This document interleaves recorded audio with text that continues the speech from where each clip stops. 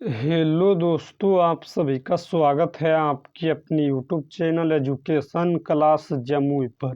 तो दोस्तों, आज प्रश्नावली 6.1 का प्रश्न संख्या 1 हल करेंगे।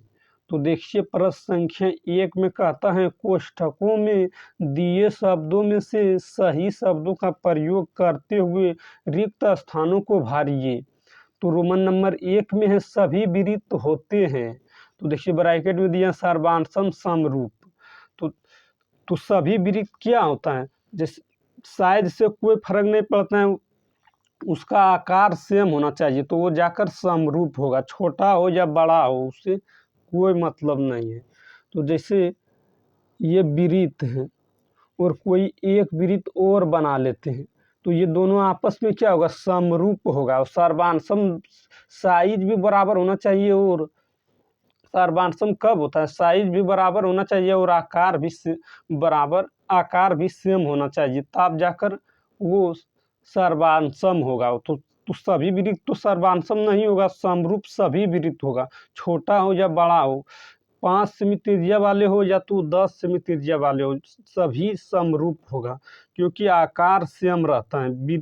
विरिक्त होना चाहिए, क्योंकि देखिए दोनों का आकार सेम है, छोटा है या बड़ा है उससे कोई फर्क नहीं पड़ता है। तो ये क्या होगा, सभी विरिक्त क्या होगा, समरूप। तो यहाँ लिख देंगे समरूप, समरूप। और देखिए रोमन नंबर 2 में क्या कहता है, सभी वर्ग होते हैं। तो सभी वर्ग क्या होता है, समरूप जैसे बनाते हैं वर्ग, तो ये वर्ग हैं और एक और वर्ग बनाएंगे। ये दोनों देखिए विरिक्त, ये दोनों समरूप हो गया। और ये देखिए वर्ग, एक और वर्ग बनाएंगे, छोटा हो या बड़ा हो उससे कोई फर्क नहीं पड़ता है। सभी वर्ग जो होते हैं, जितना भी वर्ग होता है समरूप होता है, क्योंकि दोनों का आकार सेम है, साइज से कोई मतलब नहीं है। तो ये देखिए दोनों का आकार सेम है, इसलिए ये जाकर समरूप होगा। तो यहाँ लिख देंगे समरूप। और रोमन नंबर 3 में देखिए, तो देखिए रोमन नंबर 3 में कहता है सभी त्रिभुज समरूप होते हैं, समद्विबाहु या समबाहु। तो कहता है सभी त्रिभुज समरूप होते हैं, समद्विबाहु या समबाहु। तो समद्विबाहु त्रिभुज कब होता है, जब जैसे दो त्रिभुज बनाते हैं, दो त्रिभुज है और जो किसी दो भुजा बराबर होना चाहिए, उस त्रिभुज को कहते हैं समद्विबाहु त्रिभुज।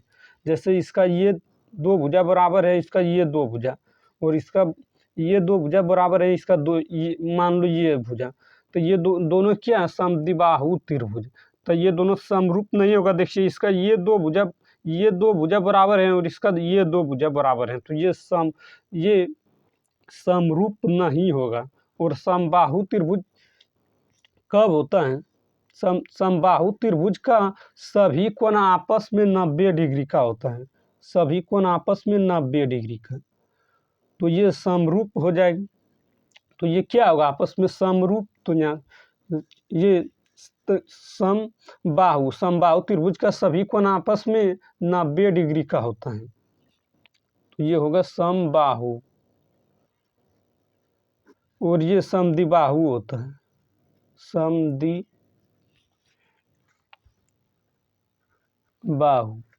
तो देखिए समरूप कौन हुआ, समबाहु त्रिभुज। तो यहाँ लिखेंगे समबाहु।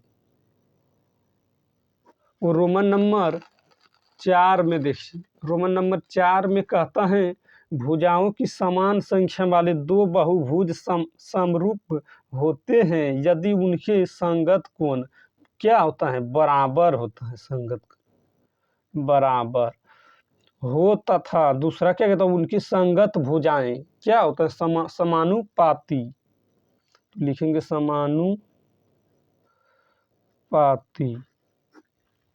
अगर इस वीडियो पसंद आया तो लाइक करना, और चैनल पर पहली बार है तो चैनल को सब्सक्राइब करना।